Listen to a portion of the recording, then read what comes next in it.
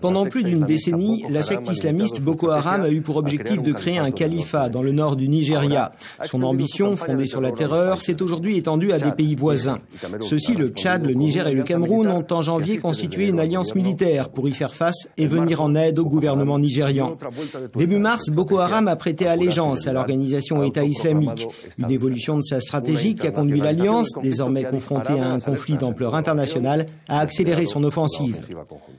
Euronews a accompagné l'armée tchadienne sur la ligne de front lors de la libération d'une importante localité dans le nord du Nigeria. Attention, dans le reportage que nous vous proposons, des images pourront heurter la sensibilité de certains téléspectateurs. La dernière guerre en Afrique se livre dans ce désert, entre le Nigeria, le Niger et le Tchad. 3 pays aux frontières poreuses.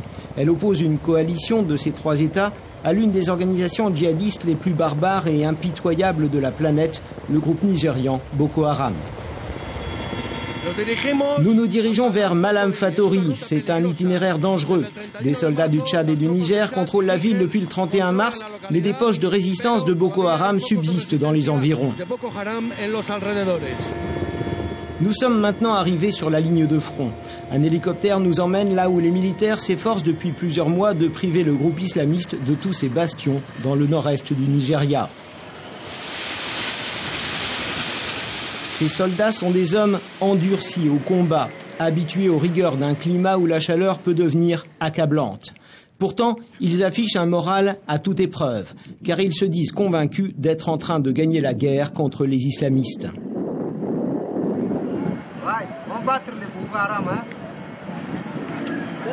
S'ils disent ne pas craindre la mort, ils savent que leur ennemi n'en a pas peur non plus. Boko Haram est un adversaire sans pitié. Mourir en tuant, c'est en substance le raccourci le plus rapide vers le paradis dans la version arrangée de l'islam des leaders de cette organisation terroriste. Des centaines d'hommes sur leur garde, des dizaines de véhicules blindés. Nous voici à 500 mètres de la dernière ville libérée, Malam Fatori.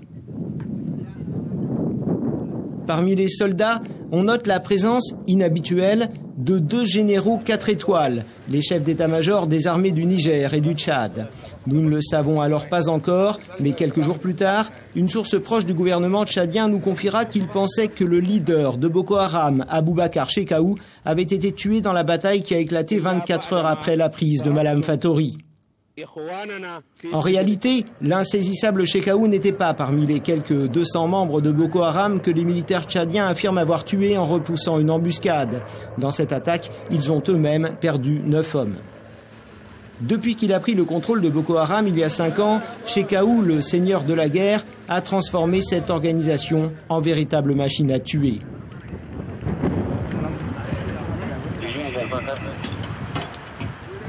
La seule trace visible des combats, ce sont ces armes que l'on nous assure avoir récupérées auprès des djihadistes abattus. Il y a là une cinquantaine de fusils d'assaut Kalachnikov, probablement volés à l'armée nigériane ou abandonnés par elle, et puis aussi plusieurs mitrailleuses lourdes, ainsi que de très nombreuses munitions. Obtenir des armes n'est pas difficile ici. Le trafic est un business en plein essor dans la région. Cette opération conjointe, avec la participation des troupes tchadiennes, est en train de retourner la situation sur le terrain. La prise de Malam Fatori est en effet un succès majeur dans la lutte contre Boko Haram, qui en avait fait son centre de commandement pour attaquer le Niger et le Tchad. Cette ville du Nigeria se situe à moins de 4 km de la frontière avec le Niger. Les soldats nous escortent jusqu'à l'entrée.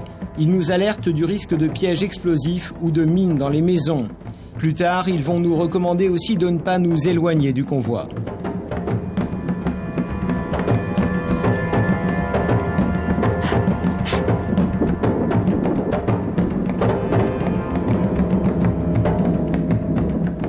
Les rues sont désertes, les maisons vides, de même que les commerces.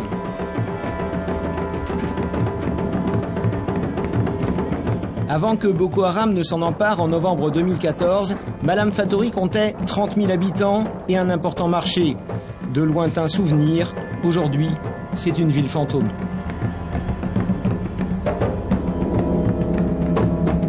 Nous verrons principalement des vieillards qui n'ont pas pu fuir, quelques enfants peu de femmes, aucun jeune.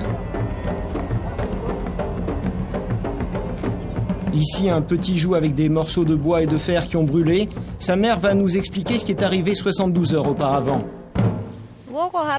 Les gens de Boko Haram ont fui le village quand ils ont vu que les soldats arrivaient. Ils sont partis dans toutes les directions, par ici, par là. Mais avant cela, ils nous ont dit de sortir des maisons et ils les ont incendiées.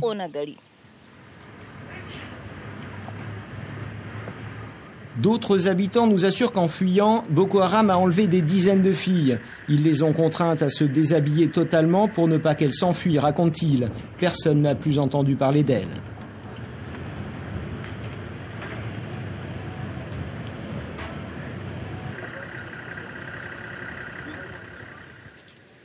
De vieilles femmes nous confirment l'enlèvement des jeunes filles ainsi que l'assassinat de garçons adolescents. Boko Haram a pris les filles pour les marier de force. Ils ont aussi enlevé des jeunes enfants.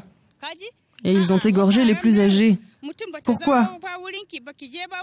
Boko Haram avait des yeux et des oreilles partout. Ils surveillaient chacun de nos mouvements. Quand nous sortions dans la rue, quand nous rentrions à la maison, ils étaient toujours là, à nous observer. Le drame que vient de vivre Malam Fatori semble tout droit sorti d'une autre époque, si loin de ce 21e siècle.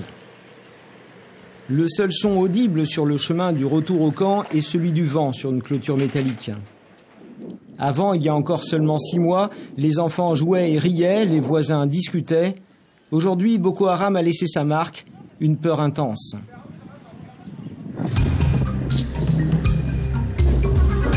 Une véritable psychose collective règne désormais ici, au point qu'il est impossible de faire la part entre les faits et les rumeurs sur des massacres, des assassinats, des enlèvements. L'ombre de Boko Haram plane ici, l'ombre de la terreur, le fruit d'une stratégie machiavélique.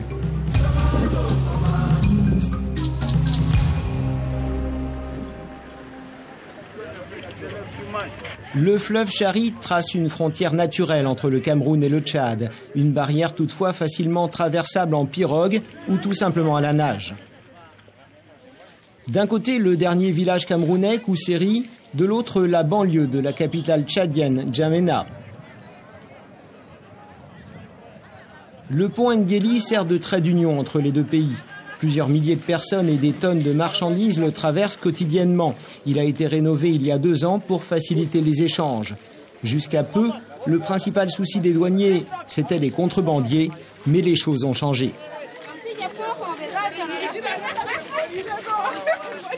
Les contrôles de sécurité ont été renforcés pour prévenir le risque d'attentats et l'entrée d'armes. Car Boko Haram a perpétré plusieurs attaques à quelques kilomètres d'ici, côté Cameroun. Le Tchad prend donc très au sérieux la menace que constitue l'organisation islamiste. Cette situation pourrait aussi avoir de lourdes conséquences sur le plan économique.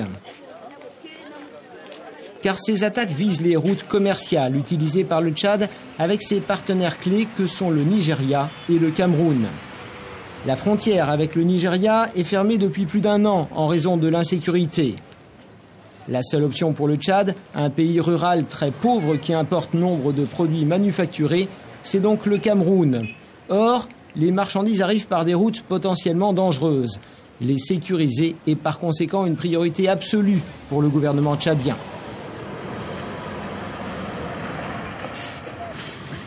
Relier le port camerounais de Douala et la capitale du Tchad, N'Djamena, par la route originale, en noir sur cette carte, n'est plus possible car trop risqué. La route alternative, en blanc, est plus sûre, mais on le voit, beaucoup plus longue, ce qui a pour effet d'augmenter le coût du transport, donc de renchérir le prix des marchandises.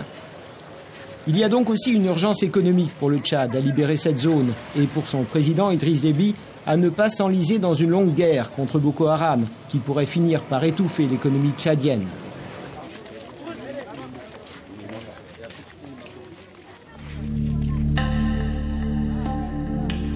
Pour fuir les exactions commises par Boko Haram, quelques 20 000 Nigérians ont franchi le lac Tchad au cours des 3 derniers mois en quête d'un refuge.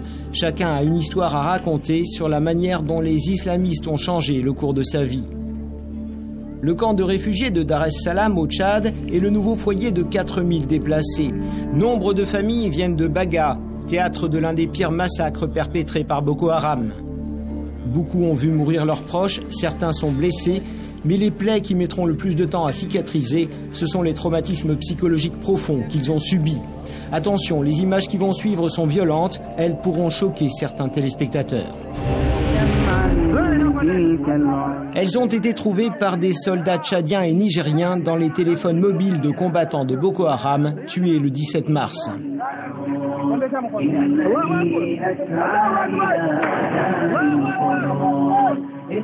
Des images d'exécution de masse à Bama, au Nigeria, et dans un village camerounais.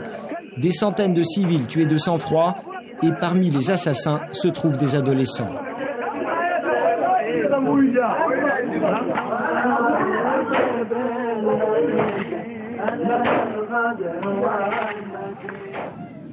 Dans le camp de Dar es Salaam, on voit errer des enfants seuls, partout.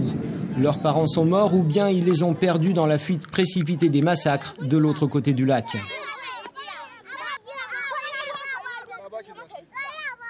L'ONG Médecins sans frontières a mis en place un soutien psychologique pour eux, mais aussi pour les adultes. Ça, c'est pas à souhaiter même à son pire ennemi, ce qu'ils ont vécu. Les islamistes les ont arraché une partie de leur adolescence presque. C'est vraiment difficile. Le gouvernement tchadien, l'UNICEF, le HCR, la Croix-Rouge et des ONG s'efforcent d'offrir à près de 800 élèves qui ont donc vécu le pire la possibilité de retrouver une vie à peu près normale. Dans les écoles de fortune installées sous de grandes tentes, ils apprennent des chansons en français, une langue étrangère pour eux.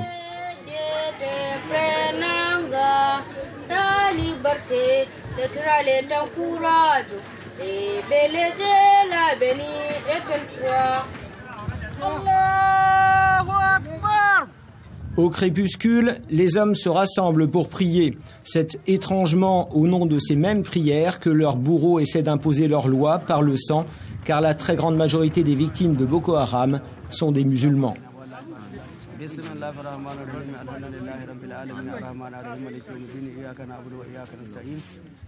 Idriss Déby dirige le Tchad depuis près de 25 ans. Durant ce quart de siècle, il s'est trouvé engagé directement ou indirectement dans la plupart des conflits de la région. Le président tchadien a expliqué à Euronews les raisons de l'implication de son pays dans cette guerre contre le djihadisme, une question de survie. Monsieur le Président, Idriss Déby, merci de nous recevoir ici à N'Djamena, dans votre palais présidentiel. Merci à vous. Merci d'être venu au Tchad. Quelle est l'ampleur de la menace qui pose en ce moment Boko Haram pour le Tchad? Jusqu'à même 2013, les actions de Boko Haram, aussi néfastes soient-elles sur les populations, étaient à l'intérieur du Nigeria. Mais à partir de fin 2013, Boko Haram a commencé à étendre ses actions au-delà du Nigeria, en particulier le Cameroun et le Niger. Et Boko Haram a fini, évidemment, aussi par s'attaquer au Tchad. C'est une organisation extrêmement, je dirais, dangereuse, extrêmement dangereuse. Et c'est une organisation qui a eu le temps de s'organiser, de recruter des jeunes qui n'ont pas du travail. Boko Haram aussi a des liens très étroits avec Daesh, a des liens très étroits avec AQMI. En termes, bien sûr, d'économie, le Tchad a beaucoup perdu. Boko Haram a décidé donc d'asphyxier le Tchad en coupant l'axe unique qui nous rattachait au port de Douala, des intérêts vitaux du Tchad. C'est un danger potentiel pour toute la sous-région. Certainement, aucun des pays de la sous-région ne peut s'en sortir seul face à cette nébuleuse. D'où la nécessité de mettre en commun nos moyens, maigres bien sûr, mais en ayant foi que nous pourrons parvenir à réduire la nuisance de Boko Haram. Quels sont les objectifs précis de cette action militaire? Détruire les Boko Haram ou les maintenir éloignés de vos frontières? C'est détruire Boko Haram. C'est très court, net. Il faut détruire Boko Haram par tous les moyens. Votre pays, le Tchad, a participé en 2013 à l'opération Serval au Mali, 2014 l'opération Barkhane au Sahel contre les groupes intégristes. Et maintenant, la France vous fournit des renseignements sur les Boko Haram, comme des autres pays. Mais peut-être est-ce que vous désiriez une implication un peu plus poussée de la part de l'Europe, des États-Unis? Non, je crois que ce qu'il faut bien comprendre que pendant 60 ans, je dirais pratiquement après les indépendances des pays africains, nous devrions être capables de nous prendre en charge, nous devrions être capables de gérer nos crises. Et nous devrions être capables de faire face à des mouvements terroristes en unissant nos efforts d'abord. D'abord, je pense qu'en unissant les efforts africains. Début mars, le Boko Haram a juré fidélité à l'autoproclamé État islamique, Dawla al-Islamia. Cette alliance fait d'eux un groupe terroriste plus dangereux. Notre action a cassé, comment on appelle, la puissance militaire de Boko Haram. Nous avons aussi désorganisé son état-major. Tout ça, je pense que a eu pour effet de montrer le visage réel, en fait, disons, de Boko Haram, qui n'est pas, comme on le dit, une organisation locale au niveau de l'Afrique, au niveau du Nigeria, mais c'est une organisation qui a des liens avec d'autres organisations terroristes, n'est-ce pas, de par le monde, en particulier l'État islamique. Il faut se demander qui est derrière ces Boko. Ça, c'est ma question suivante.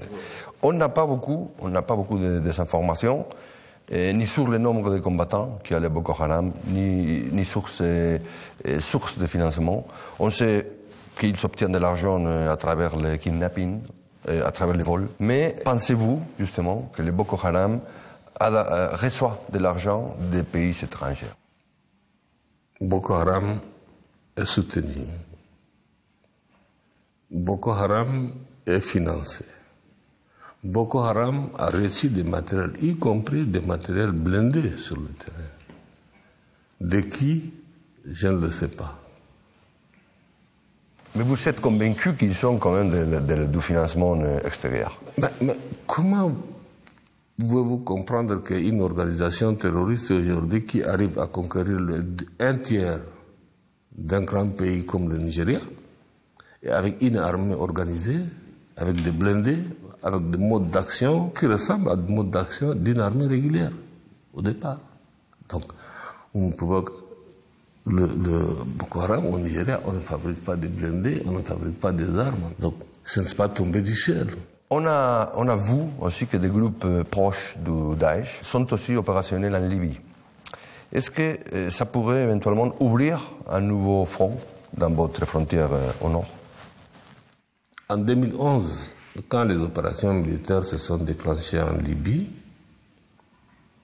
par l'Occident et par l'OTAN, en son temps, j'avais mis en garde.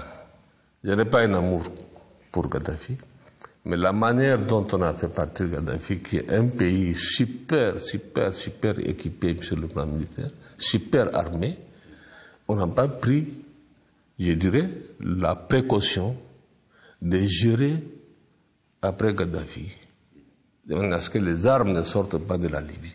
Donc, depuis l'assassinat de Kadhafi, nous sommes sur pied de guerre, au nord, comme sur nos autres frontières. Les armes circulent, le Daesh se développe, les terroristes se développent aussi en Libye.